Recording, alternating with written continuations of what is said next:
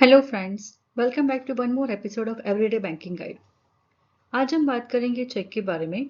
Check के important part discuss करेंगे and check issuance के टाइम पे क्या प्रिकॉशन लेने चाहिए वो भी डिस्कस करेंगे।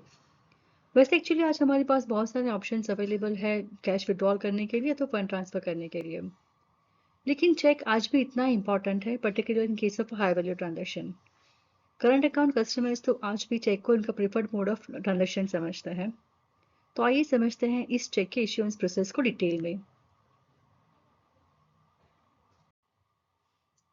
आपके सामने एक चेक का सैंपल अवेलेबल है।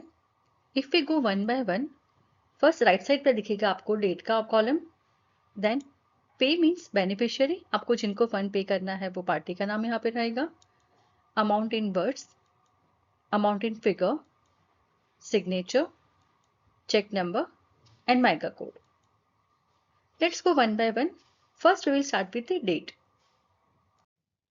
थोड़ी बेसिक बातें करेंगे डेट ऑन द चेक के बारे में। Cheque is valid for 3 months time. इसका मीनिंग ये होता है कि जो चेक के ऊपर डेट मेंशन किया है उसके 3 महीने तक आप चेक को बैंक में डिपॉजिट कर सकते हैं। लेट्स से यदि वो चेक को 3 महीने हो गए हैं और चेक को आप बैंक में डिपॉजिट करते हैं तो एज ए स्टील चेक आपका चेक रिटर्न हो सकता है। चेक का डेट फ्यूचर डेट नहीं होना चाहिए। जो फॉर्मेट है डेट का इट शुड बी DDMM और आपको एंटर ईयर उसके ऊपर मेंशन करना है। चेक का डेट वैलिड होना चाहिए। लेट्स से फॉर एग्जांपल आप 29 फरवरी मेंशन कर रहे हैं for non leap year case, और एल्स आप 31 जून या 31 अप्रैल मेंशन कर रहे हैं चेक के ऊपर, तो वो डेट वैलिड डेट नहीं है। तो ये बातें हमें ध्यान रखनी है। फ्रेंड्स, इंडिया में आज भी चेक बहुत ही पॉपुलर ऑप्शन है for cash withdrawal from the bank branch. Let's say आपको कैश विड्रॉल करना है with the help of the cheque, तो वो कैसे करेंगे? इन दैट केस आपको पे में मेंशन करना है सेल्फ। एंड क्योंकि आजकल बहुत सारी bank for security reasons account पे ही चेक ही इश्यू करती है, तो वो केस में आपको अकाउंट पे कैंसिल करके यहाँ मेंशन करना पड़ेगा account pay cancel, please pay cash. It's advisable to sign over the teller counter only in case of a self withdrawal. Let's say आपने किसी को चेक इश्यू किया है एंड आपका बेनिफिशियरी ये चाहता है कि वो चेक के सामने वो कैश विड्रॉ कर पाए, तो वो केस में आपको पे में मेंशन करना रहेगा वो बेनिफिशियरी का नाम। एंड जस्ट लाइक हमने पहले देखा account pay cancel, please pay cash, ये आपको मेंशन करना रहेगा। पर ये करने से पहले आपकी बैंक की ब्रांच में चेक कर लीजिएगा, बिकॉज बहुत सारी बैंक में थर्ड पार्टी कैश विड्रॉल का बेस ब्रांच से और नॉन बेस ब्रांच से लिमिट रहता है। तो यदि वो लिमिट के अंदर वो आपका चेक का अमाउंट है तो वो चेक को एनकेश कर पाएंगे। अकाउंट पे चेक इश्यूएंस एक बहुत ही पॉपुलर ऑप्शन है फंड ट्रांसफर करने के लिए। यदि आप किसी को अकाउंट पे चेक इश्यू करते हैं तो इसका मीनिंग ये होता है कि वो पार्टी को उनकी बैंक में क्लियरिंग प्रोसेस के थ्रू फंड मिलेगा। Let's say in that case आपको यहाँ पे में मेंशन करना पड़ेगा बेनिफिशियरी का नाम, बिकॉज यहाँ पे अकाउंट पे ऑलरेडी मेंशन किया हुआ है तो आपको अलग से मेंशन करने की ज़रूरत नहीं है। बट प्लीज़ एंश्योर कीजिए कि आप जो भी पार्टी का नाम यहाँ मेंशन कर रहे हैं वो एज पर बैंक रिकॉर्ड हो, बिकॉज बहुत बार ये देखा हुआ है कि बेनिफिशियरी का बैंक शॉर्ट नेम से या तो फुल नेम रिक्वायर्ड ये रीजन से चेक को रिटर्न करती है। बेनिफिशियरी का नाम डालने के बाद for security reasons please draw line after writing name. Cheque का एक और यूसेज है इंटरनल ट्रांजैक्शन के लिए। बहुत बार आपको आपकी पार्टी को एनईएफटी करने के लिए या तो आरटीजीएस करने के लिए या तो एफडी क्रिएशन करने के लिए आपको चेक इश्यू करना पड़ता है। वो केस में आप मेंशन कीजिए योरसेल्फ फॉर एनईएफटी और आरटीजीएस। फॉर सिक्योरिटी रीजंस आप इंश्योर कीजिए कि आपको जिनको भी एनईएफटी आरटीजीएस करना है उनका नाम आप यहाँ मेंशन कर रहे हो।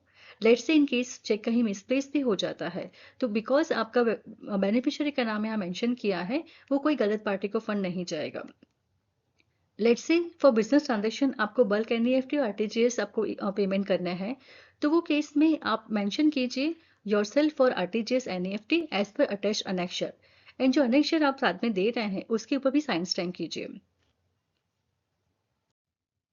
थोड़ी और बातें डिस्कस करते हैं। अमाउंट इन वर्ड्स लिखने के बाद ओनली एंड एक लाइन ड्रॉ करना ना भूलिए, और दो शब्दों के बीच में ज़्यादा अंतर भी मत रखिए। सिमिलरली नंबर्स के बाद ये सिंबल डालना मत भूलिएगा। सिग्नेचर आपको हमेशा करना है इस इंस्ट्रक्शन के ऊपर। Some important point to know.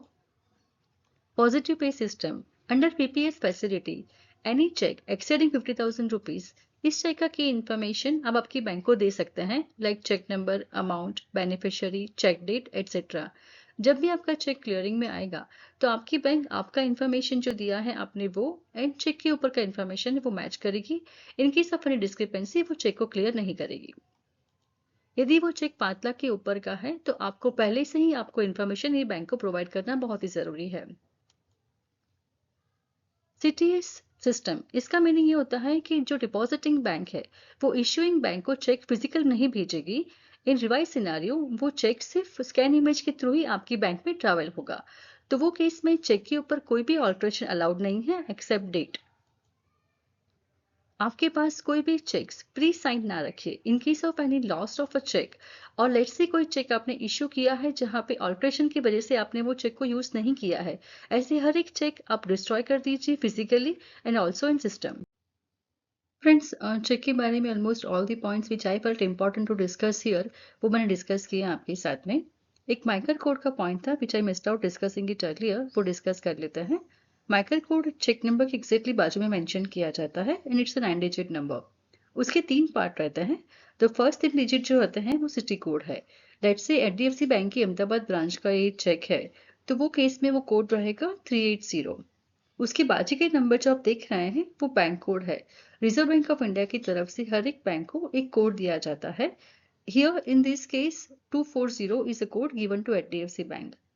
उसके बाजू के 3 डिजिट नंबर जो रहते हैं that is the branch code. इसका मतलब ये रहता है कि एचडीएफसी बैंक की एक हर ब्रांच को एक नंबर दिया जाएगा, वो नंबर यहाँ मेंशन किया जाएगा। So we can say that कि 9 डिजिट नंबर है वो यूनिक है हर एक बैंक की हर एक ब्रांच के लिए। यदि इसके सिवा भी आपको और कोई पॉइंट डिस्कस करना है जो मैंने मिस आउट किया है या you want me to discuss, वो हम डिस्कस कर सकते हैं। I will be happy to help. Please mention in comment column. Friends, if you feel that this information will help you in any case, please like to my video and subscribe to my channel. Thank you so much.